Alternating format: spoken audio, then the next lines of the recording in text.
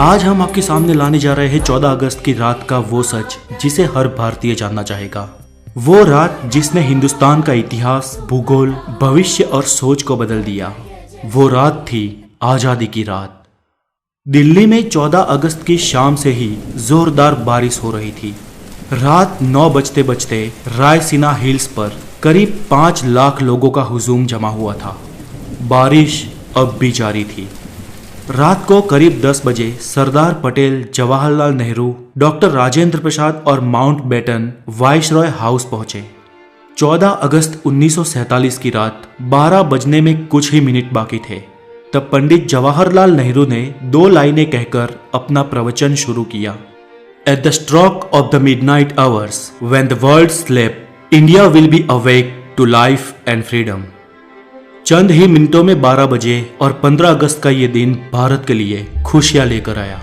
190 सालों बाद ब्रिटिश हुकूमत से देश स्वतंत्र हुआ था, लेकिन इन खुशियों के साथ उतना ही गम था, क्योंकि भारत ने अपना 3,46,737 स्क्वायर किलोमीटर का पूरा विस्तार और करीब 8 करोड़ 15 लाख लोग एक ही रात में गंवा दिए थे। देश 2 टुकड़ों में विभाजित हुआ था, हिंदुस्तान और पाकिस्तान। हिंदुस्तान यूं ही आजाद नहीं हुआ। 15 अगस्त के बहुत पहले ही ब्रिटिश हुकूमत का अंत शुरू हो गया था। महात्मा गांधी के जन आंदोलन से देश में नई क्रांति की शुरुआत हुई थी, तो एक और सुभाष चंद्र बोस की आजाद हिंद फौज ने अंग्रेजों का जीना दुश्वार कर रखा था। ऊपर से दूसरे विश्व युद्ध के बाद ब्रिटिश सरकार में उतना दम भी नहीं था कि वो हिंदुस्तान पर अब शासन चला सके। इसलिए माउंटबेटन को भारत का आखिरी वाइसरॉय बनाया गया था, ताकि देश को आधिकारिक तरीके से स्वतंत्रता दी जा सके।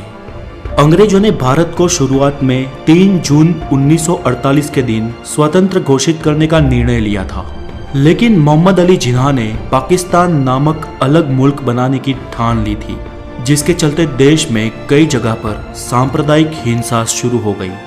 बिगड़ती परिस्थिति को देख अंग्रेज भारत को हो सके इतना जल्दी स्वतंत्र राष्ट्र घोषित कर देना चाहते थे, क्योंकि अंग्रेजों को भी भारत को आखिरकार एक टुकड़े में नहीं लेकिन 2 टुकड़े में विभाजित करना था। स्वतंत्रता के लिए दिन 15 अगस्त ही क्यों चुना गया?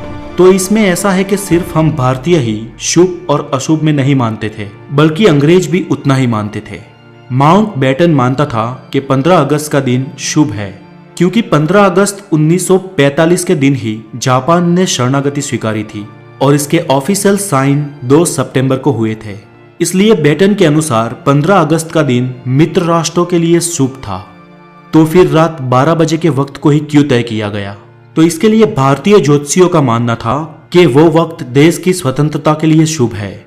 तय किया गया था कि पंडित नेहरू को अपनी स्पीच रात 12 बजे से पहले ही समाप्त कर देनी है और रात 12 बजे शंखनाद के साथ भारतीय लोकतंत्र की शुरुआत होगी। ठीक वैसा ही हुआ।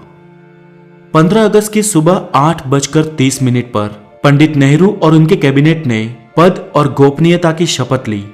रात की लगातार बारिश के बाद सुबह आसमान बिल्कुल साफ था। लोग बेसब्री से इंतजार कर रहे थे आजाद भारत के तिरंगे को लहराते हुए अपनी आंखों से देखने का। देश के तिरंगे को सबसे पहले जवाहरलाल नेहरू ने रात को 12 बजे ही पार्लियामेंट सेंट्रल हॉल में लहराया था और दूसरी बार सुबह 8:30 पर भव्य राष्ट्रध्वज को जनता के सामने ब्रिटिश राष्ट्रध्वज को उतारकर लहराया गया।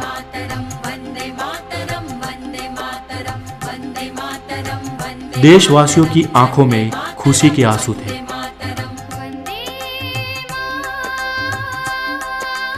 आजादी के बाद 15 अगस्त के दिन ही एक साथ अंग्रेजों ने देश को नहीं छोड़ा। आजाद भारत के कुछ आला अफसर भी कुछ समय तक अंग्रेज ही रहे।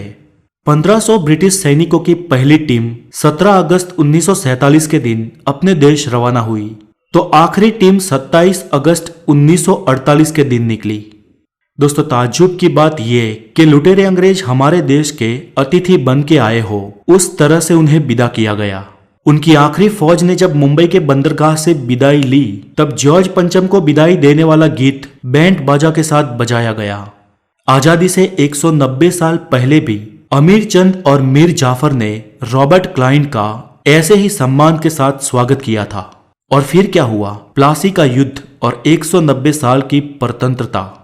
फिर भी हम भारतीय नहीं सुधरे। अतिथि देवो भव के सूत्र को हमने आज भी नहीं छोड़ा। फिर वो अतिथि वाकई देवतुल्य हो या हमें लूटने आया हो। दोस्तों आज के लिए इतना ही, और देश की इस स्वतंत्रता की कहानी को ज्यादा से ज्यादा शेयर करने की आपकी जिम्मेदारी है। और इस वीडियो को हो सके इतने लाइक, हो सके इतने कमेंट दीजिए। और अगर आप नए हैं तो द नॉलेज को जरूर सब्सक्राइब करें और हमेशा खुश रहें। जय हिंद, वंदे मातरम।